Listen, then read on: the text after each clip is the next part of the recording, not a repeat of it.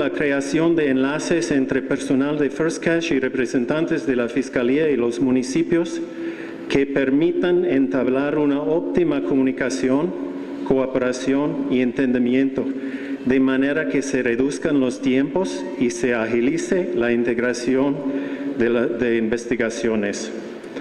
Este esfuerzo se traducirá en un impacto positivo en la prevención de la comisión de delitos y mejorará la seguridad y tranquilidad de los chihuahuenses. First Cash lleva a cabo una importante operación en el estado de Chihuahua a través de 37 sucursales que brindan un servicio de valor a un amplio sector de la población. La gran mayoría de nuestros usuarios son chihuahuenses honestos que encuentran una solución conveniente a sus necesidades de financiamiento. Por vía de estos pequeños préstamos, First Cash inyecta a la economía del Estado 222 millones de pesos al año.